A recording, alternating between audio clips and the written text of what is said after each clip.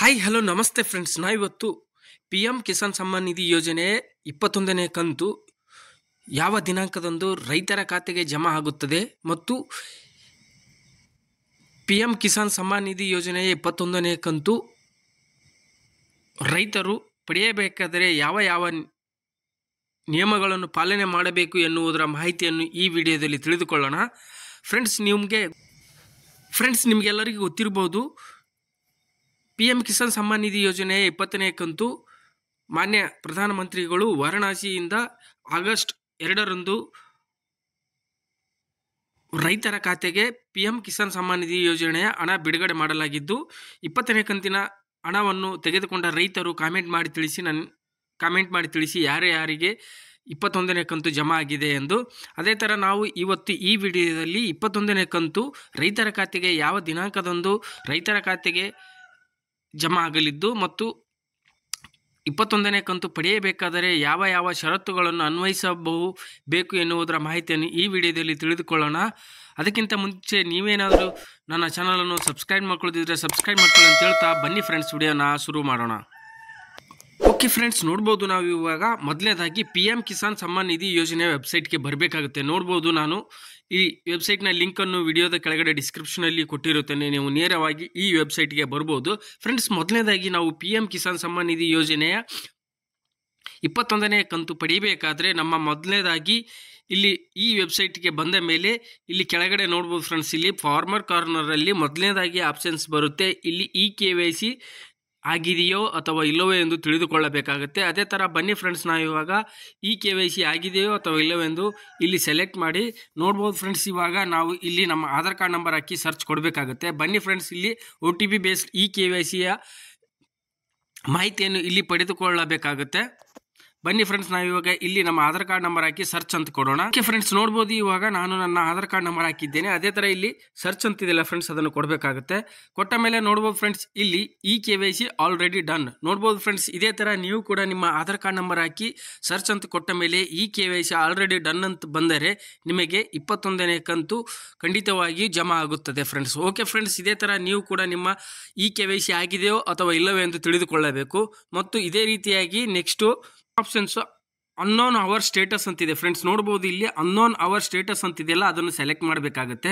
Select ಮಾಡಿದ ಮೇಲೆ ನೋಡ್ಬೋದು ಫ್ರೆಂಡ್ಸ್, ಇಲ್ಲಿ ಮೊದಲನೇದಾಗಿ ನಮ್ಮ ರಿಜಿಸ್ಟ್ರೇಷನ್ ನಂಬರ್ ಮತ್ತು ಇಲ್ಲಿ ಕ್ಯಾಪ್ಚರ್ ಕೋಡ್ ಹಾಕಿ ಗೆಟ್ OTP ಕೊಡಬೇಕಾಗುತ್ತೆ. ಅದೇ ಥರ ನೋಡ್ಬೋದು ಫ್ರೆಂಡ್ಸ್, ಇಲ್ಲಿ ನಿಮ್ಮ ರಿಜಿಸ್ಟ್ರೇಷನ್ ನಂಬರ್ ಹಾಕಬೇಕಾಗುತ್ತೆ. ಅದೇ ಥರ ಇಲ್ಲಿ ನೆಕ್ಸ್ಟ್ ಕ್ಯಾಪ್ಚರ್ ಕೋಡ್ ಹಾಕಿ ಇಲ್ಲಿ ಗೆಟ್ OTP ಅಂತಿದೆಯಲ್ಲ ಫ್ರೆಂಡ್ಸ್, ನೆಕ್ಸ್ಟ್ ಗೆಟ್ OTP ಕೊಡಬೇಕಾಗುತ್ತೆ. ನಿಮ್ಮ ಹತ್ರ ಏನಾದರೂ ರಿಜಿಸ್ಟ್ರೇಷನ್ ನಂಬರ್ ಇಲ್ಲ ಅಂದರೆ ಇಲ್ಲಿ ಅನ್ನೋನ್ ಅವರ್ ರಿಜಿಸ್ಟ್ರೇಷನ್ ನಂಬರ್ ಅಂತಿದೆ ಇಲ್ಲಿ ಮೇಲ್ಗಡೆ ನೋಡ್ಬೋದು ಫ್ರೆಂಡ್ಸ್, ಇಲ್ಲಿ ಅನ್ನೋನ್ ಅವರ್ ರಿಜಿಸ್ಟ್ರೇಷನ್ ನಂಬರ್ ಅಂತಿದ್ದಿಲ್ಲ, ಅದನ್ನು ಸೆಲೆಕ್ಟ್ ಮಾಡಿ ಇಲ್ಲಿ ನಿಮ್ಮ ಮೊಬೈಲ್ ನಂಬರ್ ಅಥವಾ ಆಧಾರ್ ಕಾರ್ಡ್ ನಂಬರ್ ಮೂಲಕ ನಿಮ್ಮ ರಿಜಿಸ್ಟ್ರೇಷನ್ ನಂಬರನ್ನು ಇಲ್ಲಿ ಪಡೆದುಕೊಳ್ಳಬಹುದು. ಆ ರಿಜಿಸ್ಟ್ರೇಷನ್ ನಂಬರ್ ಪಡೆದುಕೊಳ್ಳಬೇಕಾದ್ರೆ ಇಲ್ಲಿ ಮೊಬೈಲ್ ನಂಬರ್ ಹಾಕ್ಬೋದು. ಅದೇ ಥರ ಇಲ್ಲಿ ಮೊಬೈಲ್ ನಂಬರ್ ಹಾಕಿ ನೆಕ್ಸ್ಟ್ ಇಲ್ಲಿ ಕ್ಯಾಪ್ಚರ್ ಕೋಡ್ ಹಾಕಿ ಗೆಟ್ ಆಧಾರ್ ಅಂತ ಕೊಟ್ಟರೆ ಅಥವಾ ಗೆಟ್ OTP ಅಂತ ಕೊಟ್ಟರೆ ನಿಮ್ಮ ಮೊಬೈಲ್ಗೆ ಒಂದು OTP ಬರುತ್ತೆ. OTPಯನ್ನು ಎಂಟ್ರಿ ಮಾಡಿದ ಮೇಲೆ ಇಲ್ಲಿ ನಿಮ್ಮ PM ಕಿಸಾನ್ನ ರಿಜಿಸ್ಟ್ರೇಷನ್ ನಂಬರ್ ದೊರೆಯುತ್ತದೆ. ಆ ರಿಜಿಸ್ಟ್ರೇಷನ್ ನಂಬರ್ ತೆಗೆದುಕೊಂಡು ನಾವಿಲ್ಲಿ ಮೊದಲನೇದಾಗಿ ನೋಡ್ಬೋದು ಫ್ರೆಂಡ್ಸ್, ಇಲ್ಲಿ ಹೋಮ್ ಸ್ಕ್ರೀನ್ಗೆ ಬಂದು ಇಲ್ಲಿ ಅನ್ನೋನ್ ಅವರ್ ಸ್ಟೇಟಸ್ ಅಂತಿದೆಯಲ್ಲ ಫ್ರೆಂಡ್ಸ್, ಅದನ್ನು ಸೆಲೆಕ್ಟ್ ಮಾಡಬೇಕಾಗುತ್ತೆ.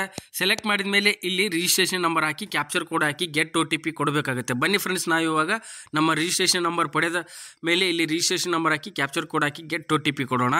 ಓಕೆ ಫ್ರೆಂಡ್ಸ್, ನೋಡ್ಬೋದು ನಾನು ಇವಾಗ ನನ್ನ PM ಕಿಸಾನ್ನ ರಿಜಿಸ್ಟ್ರೇಷನ್ ನಂಬರ್ ಹಾಕಿದ್ದೇನೆ. ಅದೇ ಥರ ಇಲ್ಲಿ ಕ್ಯಾಪ್ಚರ್ ಕೋಡ್ ಇರುತ್ತಲ್ಲ, ಕ್ಯಾಪ್ಚರ್ ಕೋಡ್ ಹಾಕಿದ್ದೇನೆ. ಅದೇ ಥರ ಇಲ್ಲಿ ಗೆಟ್ OTP ಅಂತಿದೆಯಲ್ಲ ಫ್ರೆಂಡ್ಸ್, ಅದನ್ನು ಕೊಡಬೇಕಾಗುತ್ತೆ. ಕೊಟ್ಟ ಮೇಲೆ ನೋಡ್ಬೋದು ಫ್ರೆಂಡ್ಸ್, ಇಲ್ಲಿ ನಮ್ಮ ಮೊಬೈಲ್ಗೆ ಒಂದು OTP ಬರುತ್ತೆ. OTPಯನ್ನು ಇಲ್ಲಿ ಎಂಟ್ರ್ ಮಾಡಿ ಗೆಟ್ ಡಾಟಾ ಅಂತ ಕೊಡಬೇಕಾಗುತ್ತೆ. ಬನ್ನಿ ಫ್ರೆಂಡ್ಸ್, ನಾವು ಇವಾಗ ನಮ್ಮ ಮೊಬೈಲ್ಗೆ OTP ಬರುವವರೆಗೂ ವೇಟ್ ಮಾಡೋಣ.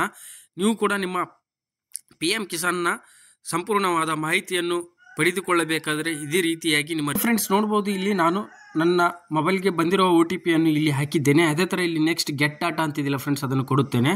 ಕೊಟ್ಟ ಮೇಲೆ ನೋಡ್ಬೋದು ಫ್ರೆಂಡ್ಸ್, ಇಲ್ಲಿ ನನ್ನ PM ಕಿಸಾನ್ನ personal details information full details open ಆಯಿತು. ನೋಡ್ಬೋದು ಫ್ರೆಂಡ್ಸ್, ಇಲ್ಲಿ ರಿಜಿಸ್ಟ್ರೇಷನ್ ನಂಬರ್ ಮತ್ತು ಡೇಟು ನಮ್ಮ PM ಕಿಸಾನ್ನ ರಿಜಿಸ್ಟ್ರೇಷನ್ ಡೇಟು ಮತ್ತು ನೇಮು, ಫಾದರ್ ನೇಮು ಮತ್ತು ನಮ್ಮ ಊರ ಹೆಸರು ಮತ್ತು ಮೊಬೈಲ್ ನಂಬರ್ ಬರುತ್ತೆ. ಅದೇ ಥರ ನೋಡ್ಬೋದು ಫ್ರೆಂಡ್ಸ್, ಇಲ್ಲಿ ಕೆಳಗಡೆ ಎಲಿಜಿಬಲ್ ಸ್ಟೇಟಸ್ ಅಂತಿದೆ ಫ್ರೆಂಡ್ಸ್. ನೋಡ್ಬೋದು ಇಲ್ಲಿ ಮೊದಲನೇದಾಗಿ ಎಲಿಜಿಬಲ್ ಸ್ಟೇಟಸ್ ಅಂತಿದೆ. ನೋಡ್ಬೋದು ಇದರಲ್ಲಿ ಈ ಥರ ಸ್ಟೇಟಸ್ಗಳು ಬರುತ್ತೆ. ಅದರಲ್ಲಿ ಎಲಿಜಿಬಲ್ ಸ್ಟೇಟಸ್ ಅಂತಿದೆಯಲ್ಲ ಫ್ರೆಂಡ್ಸ್, ಅದನ್ನು ಸೆಲೆಕ್ಟ್ ಮಾಡಬೇಕಾಗುತ್ತೆ. ಸೆಲೆಕ್ಟ್ ಮಾಡಿದ ಮೇಲೆ ನೋಡ್ಬೋದು ಫ್ರೆಂಡ್ಸ್, ಇಲ್ಲಿ ಲ್ಯಾಂಡ್ ಸೀಡಿಂಗ್ ಮತ್ತು KYC status, Aadhaar banks account seeding ಇಲ್ಲಿ ನೋಡ್ಬೋದು ಫ್ರೆಂಡ್ಸ್. ಇಲ್ಲಿ 3 ಗ್ರೀನ್ ಟಿಕ್ ಬಂದಿದೆ. ನೋಡ್ಬೋದು ಫ್ರೆಂಡ್ಸ್, ಇಲ್ಲಿ ಈ 3 ಲ್ಯಾಂಡ್ ಸೀಡಿಂಗ್ ಮತ್ತು KYC Aadhaar bank account seeding status 3 green tick ಇದ್ದರೆ ಮಾತ್ರ ನಿಮಗೆ PM ಕಿಸಾನ್ ಸಮ್ಮಾನ್ ನಿಧಿ ಯೋಜನೆ ಹಣ ಖಂಡಿತವಾಗಿಯೂ ಜಮಾ ಆಗುತ್ತೆ. ಅದರಲ್ಲಿ ಏನಾದರೂ ಒಂದು ರೆಡ್ ಟಿಕ್ ಬಂದರೆ ನಿಮಗೆ ಯಾವುದೇ ತರಹದ PM ಕಿಸಾನ್ ಸಮ್ಮಾನ್ ನಿಧಿ ಯೋಜನೆಯ ಹಣ ಜಮಾ ಆಗುವುದಿಲ್ಲ. ಅದೇ ಥರ ನೋಡ್ಬೋದು ಫ್ರೆಂಡ್ಸ್, ಇಲ್ಲಿ next FTO processed green tick ಕೂಡ ಇರ್ಬೋದು. ಅದೇ ಥರ ನೋಡ್ಬೋದು ಫ್ರೆಂಡ್ಸ್, ಇಲ್ಲಿ FTO ಪ್ರೊಸೆಸ್ಡ್ ಗ್ರೀನ್ ಟಿಕ್ ಕೂಡ ಇದ್ದರೆ ನಿಮಗೆ PM ಕಿಸಾನ್ ಸಮ್ಮಾನ್ ನಿಧಿ ಯೋಜನೆಯ 21ನೇ ಕಂತು ಖಂಡಿತವಾಗಿ ನಿಮ್ಮ ಖಾತೆಗೆ ಜಮಾ ಆಗುತ್ತದೆ. ಈ 4 ಆಪ್ಷನ್ಸ್ಗಳು ಗ್ರೀನ್ ಟಿಕ್ ಇದ್ದರೆ ಮಾತ್ರ ನಿಮ್ಮ ಖಾತೆಗೆ PM ಕಿಸಾನ್ ಸಮ್ಮಾನ್ ನಿಧಿ ಯೋಜನೆಯ ಹಣ ಖಂಡಿತವಾಗಿಯೂ ನಿಮ್ಮ ಖಾತೆಗೆ ಜಮಾ ಆಗುತ್ತದೆ. ಅದೇ ಥರ ನೋಡುವ ಫ್ರೆಂಡ್ಸ್, ಇಲ್ಲಿ ನಾವು PM ಕಿಸಾನ್ ಸಮ್ಮಾನ್ ನಿಧಿ ಯೋಜನೆಯ 21ನೇ ಕಂತು ಯಾವಾಗ ಜಮಾ ಆಗುತ್ತದೆ ಎಂದು ತಿಳಿದುಕೊಳ್ಳಬೇಕಾದರೆ ಎಲ್ಲ ಮಾಧ್ಯಮಗಳ ಪ್ರಕಾರ ದೀಪಾವಳಿ ಮುಂಚೆನೇ 21ನೇ ಕಂತು ಎಲ್ಲ ರೈತರ ಖಾತೆಗೆ ಜಮಾ ಆಗುತ್ತದೆ ಎಂದು ಹೇಳಿದರು. ಅದೇ ಥರ ನೋಡುವ ಫ್ರೆಂಡ್ಸ್, ನಾವು ಇವಾಗ ಈ 21ನೇ ಕಂತು ನಮ್ಮ ರೈತರ ಖಾತೆಗೆ ಜಮಾ ಯಾವಾಗ ಆಗುತ್ತದೆ ಅಂದರೆ ಅಕ್ಟೋಬರ್ ತಿಂಗಳ ಕೊನೆಯ ದಿನಗಳಲ್ಲಿ ಎಲ್ಲ ರೈತರ ಖಾತೆಗೆ PM ಕಿಸಾನ್ ಸಮ್ಮಾನ್ ನಿಧಿ ಯೋಜನೆಯ ಹಣ ಇದೇ ತಿಂಗಳು ಅಂದರೆ ಅಕ್ಟೋಬರ್ ತಿಂಗಳ ಕೊನೆಯ ವಾರದಲ್ಲಿ ರೈತರ ಖಾತೆಗೆ ಜಮಾ ಆಗಲಿದೆ ಎಂದು ಈ ವಿಡಿಯೋದಲ್ಲಿ ತಿಳಿದುಕೊಳ್ಳಬಹುದು. ಅದೇ ಥರ ನೀವೇನಾದರೂ ಇಲ್ಲಿವರೆಗೂ 20ನೇ ಕಂತು ಜಮಾ ಆಗದಿದ್ದರೆ ನನಗೆ ಕಾಮೆಂಟ್ ಮಾಡಿ ತಿಳಿಸಿ. ನಾನು ಮುಂದಿನ ವಿಡಿಯೋದಲ್ಲಿ 20ನೇ ಕಂತು ಯಾವ ಥರ ಜಮಾ ಪಡೆದುಕೊಳ್ಳಬಹುದು ಎನ್ನುವುದರ ಮಾಹಿತಿಯನ್ನು ನಿಮಗೆ ನೀಡುತ್ತೇನೆ ಅಂತ ಹೇಳುತ್ತಾ, ನಿಮಗೆ ಈ ವಿಡಿಯೋ ಇಷ್ಟ ಆಗಿದ್ದರೆ ವಿಡಿಯೋನ ಲೈಕ್ ಮಾಡಿ, ಶೇರ್ ಮಾಡಿ ಮತ್ತು ನನ್ನ ಚಾನಲನ್ನು ಸಬ್ಸ್ಕ್ರೈಬ್ ಮಾಡ್ಕೊಳ್ಳಿ ಅಂತ ಹೇಳ್ತಾ ಧನ್ಯವಾದಗಳು ಫ್ರೆಂಡ್ಸ್.